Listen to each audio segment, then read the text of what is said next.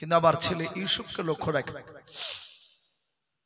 শুধু হুকুমটা দিয়ে দিয়েছেন বাবা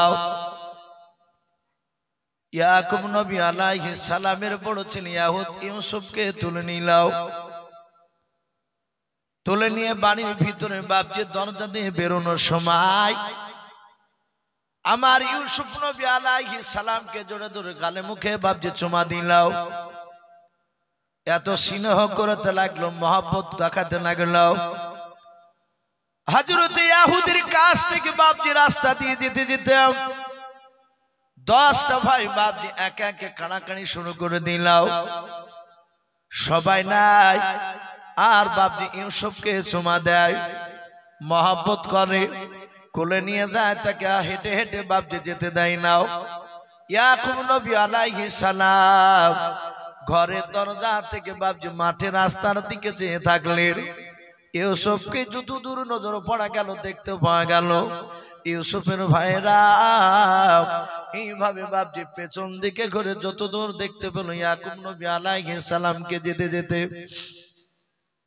অত দূর পর্যন্ত তারা চুমা দিতে দিতে নিয়ে যাচ্ছিল ইয়াকুব নবী আলাইহিস সালাম জানে না ওই চুমার ভিতরে ভয়ঙ্কর বাপ যে ষড়যন্ত্র লুকিয়ে আছে ইউসুফের আব্বা ইয়াকুব নবী বাপ যে জানেন না ইউসুফ নবী আলাইহিস সালাম ডাক দেব নাই বাবা ইয়াকুব নবী আলাইহিস সালাম মনে মনে চিন্তা করলেন আল্লাহ আমার 10টা ছেলে যেভাবে আমার ইউসুফকে ভালোবাসছে আমার মনে হয় জঙ্গলের 100টা বাঘ এসে আমার ইউসুফের ক্ষতি করতে পারবে না ইউসুফকে খেতে পারবে না ইউসুফ নবী আলাইহিস সালাম যখনই বাপটি ইয়াকুবের নবীর চোখের আড়াল হয়ে গেল হযরত ইয়াকুব নবী আর দেখতে পেলেন না জঙ্গলে তারা বাপজি প্রবেশ করল গভীর জঙ্গলে বাপজি চলে গেল ইউসুফ নবী আলাইহিস সালামের ভাই সুমন বিনা ভাইটা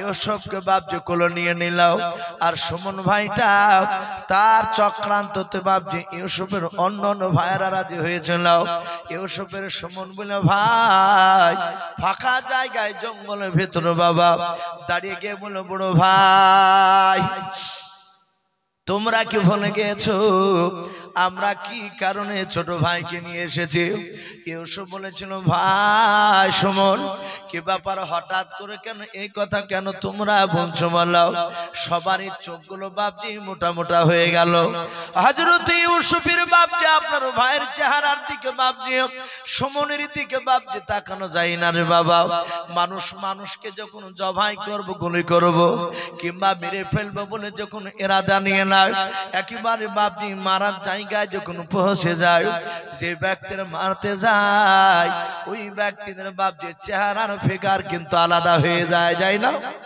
ভয়ঙ্কর চেহারা হয়ে যায় ইউসুফ নবী আলাইহিস সালাম ভাইদের দিকে তাকে দেখলেন ভাইদের মন মানসিকতা বাপজি ভালো লাগে ইউসুফ নবী আলাইহিস সালাম সুমনকে ডেকে বলল ভাই গো কি ব্যাপার তোমরা কি যুক্তি করে এসেছো বলো সুমন বলল ভাই আজ রাত্রিবেলা স্বপ্ন দেখেছিলি বলে হ্যাঁ বলো ভাই এই স্বপ্নের কথা আমি আব্বাকে ছাড়া কাউকে বলি নাই আমি আর আব্বা আল্লাহ ছাড়া কেউ জানে না রে ভাই তুমি কেমন করে জানলেও সুমন বলেছিল ভাই তুমি ঘর থেকে যখন বেরিয়ে যাচ্ছিল ওই সময় পেছন পেছন গিয়ে আড়ালে দাঁড়িয়েছিলাম আব্বার ঘরের আড়ালে ও ইউসুফ ভাই তোমাকে নাকি উচ্চ সম্মানের অধিকারী করবে বলে হ্যাঁ এটা আব্বা বলেছে আমি তো ইচ্ছাকৃত বলি নাই বলো ভাই আব্বাকে দেখেছি তোমাকে বেশি ভালোবাসতে গ্রামের লোকেরা তোমাকে বেশি ভালোবাসে ওরে ইউসুফ আর তোমাকে বেঁচে রাখবো না ইউসুফ নবী আলাইহিস সালাম হাত ওখানা জোর করে ধরে বলেছিল ভাই আমি তোমাদের কলিজার টুকরা ছোট ভাই কিন্তু বাপজি তারা শুনলো না তাদের 10টা ভাইয়ের দিলগুলো বাপজি পাথরের মতো শক্ত হয়ে গিয়েছিল দিল বাপজি নরম হলো না। ইউসুফের বাপজি সুমন বলে ভাইটা ইউসুফের পা দোকানা ধরে বাপজি জমিনে ছুড়ে ফেলে দিল। ইউসুফ বাচ্চা ছেলে ইউসুফ নবী আলাইহিস সালাম বাবা জমিনে পড়ে গিয়া দাঁড়াস করে পড়ে গিয়ে বাপজি কাঁদতে শুরু করলেন, আল্লাহ তুমি আমাকে বাঁচিয়ে নাও, আমার আব্বা জানতে পারে নাই আমাকে যে তুলে মাটিতে ফেলে দিয়েছে। ইউসুফ মুখে হাত দিয়ে দেখেন বাবা মুখ দিয়ে রক্ত বেরোয়, মাথাটা ফেটে গিয়েছে, ইউসুফের পায়ের হাঁটুতে লেগেছে, হাতে লেগেছে। ইউসুফ নবী ব্যথায় কাতর হয়ে কান্না করেছে।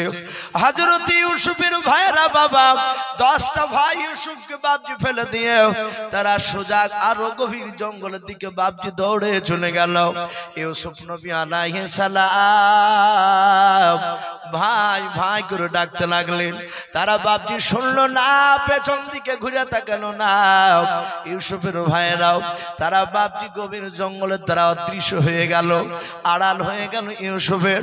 ইউসুফ বাপজি পেছন দিকে ঘুরে আর বাড়ি আসতে পারলো না, কারণ বাচ্চা ছেলে প্রথমে গিয়েছে বাপজি সেদিন মাঠে, জানে না ইউসুফ নবী আলাইহিস সালাম রাস্তা ভুলে গিয়েছে।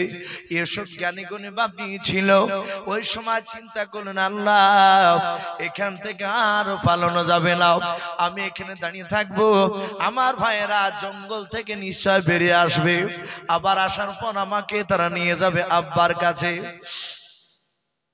হযরত ইউসুফের বাপজি ভাইদেরকে দেখলেন ইউসুফ নবী তারা কিছুক্ষণ পর জঙ্গলের ভিতর থেকে বাবা তারা বেরিয়ে আসলো। তাদের প্রতিটা ভাইদের হাতে বাপজি কাটাওয়ালা ডাল ছিল। 10টা বাপজি গাছের ডাল তারা বাপজি ভেঙে নিয়ে এসেছে, আঙুল সমান সমান বাপজি কাটা ছিল। তফসিরে এসেছে কেউ বলেছেন বাপজি বেউচির কাটাও, আবার কেউ বলেছেন বাপজি বেলের মতো কাটাও। আঙুলের সমান সমান কাটা বাবা, গোটা ডালটাতে বাপজি আপনার চাহানো ছিল। কাটাওয়ালা ডাল নিয়ে সেই সবকে ঘেরা করে নিয়ে দাঁড়িয়ে গেল। ইউসুফ বলে ভাই আমাকে ফেলে দিয়ে এবার তোমরা কাটাওয়ালা ডাল কেন নিয়ে আসলে বলো? সুমন বলে ভাই রে এই কাটাওয়ালা ডাল দিয়ে তোকে মারতে মারতে দুনিয়ার বুক থেকে হত্যা করে দেব, শেষ করে দেব, আর পৃথিবীর বুকে তোকে বেঁচে রাখবো না। দেখে আমাদের আল্লাহ কেমন করে তোকে উচ্চ সম্মানের অধিকারী করে, আমরা কি হতে পারবো না? আর তুই কি কি হোস এটা দেখে। কিন্তু সুমন বলেছিল ভাই, সুমন বাপকে ডাক দিয়ে বলেছিল ভাই এদের মধ্যে থেকে যদি একে মারা যায় আমাদের ভাইদের মধ্যে থেকে নিশ্চয় কিছু হতে পারি আমরাও। এটা শয়তানের বাপ যে তাদেরকে লোভ দেখিয়ে দিয়েছিল।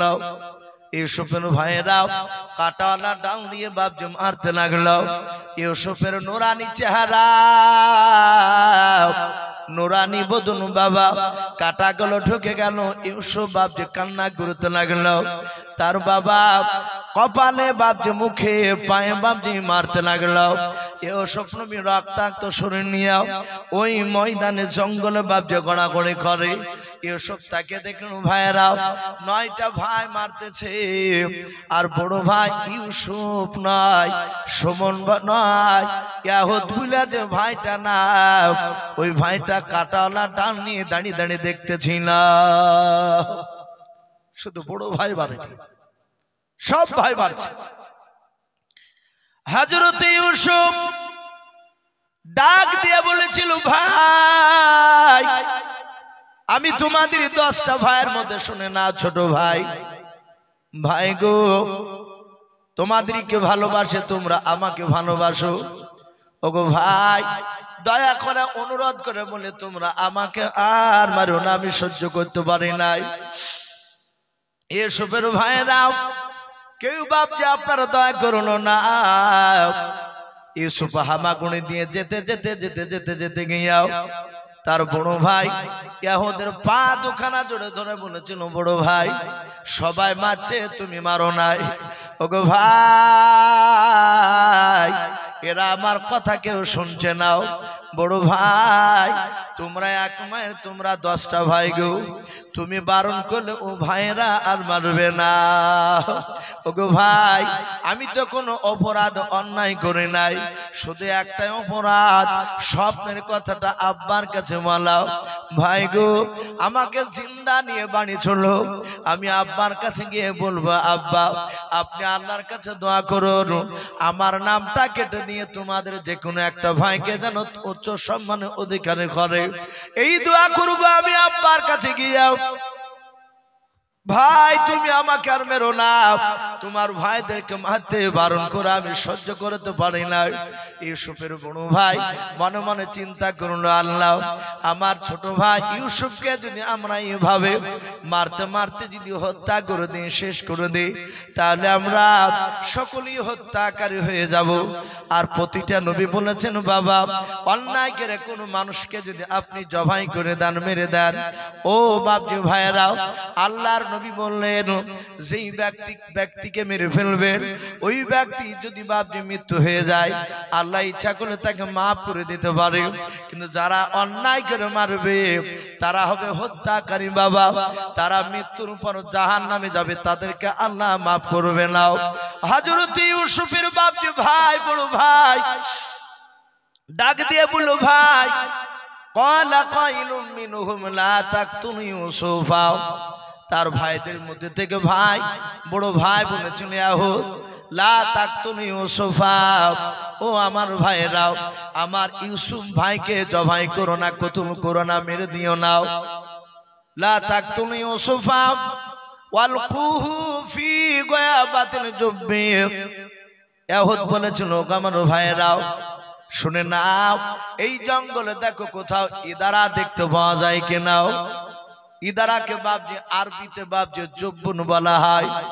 ওয়ালকুহু ফি গায়াবাতিল জুব্বি, যদি আমরা ইদারা দেখতে পাই ওয়ালকুহু আমাদের ভাই ইউসুফকে ইদারায় ফেলে দেব, ওয়ালকুহু ফি গায়াবাতিল জুব্বি ওয়ালতাকিতুহু বাযু সাইয়ারাতি ইন কুনতুম ফাইলিন। ইয়াহুদ বলেছিল ভাই শুনে নাও আমাদের উদ্দেশ্য আব্বা ইয়াকুব নবীর কাছ থেকে চোখের আড়াল করে দেওয়া, এটা আমাদের মূল উদ্দেশ্য। ও ভাইরা আমরা ইউসুফকে ইদারায় ফেলে দিও, শুনে নাও আমার আব্বার কথার মধ্যে আমরা একটা মিথ্যা কথা পেয়েছি, ওখানে মিথ্যা কথাটা বের করে নিয়ে আব্বার কাছে গিয়ে ফিট করবো, আব্বা আমাদেরকে হত্যাকারী ধরতে পারবে না।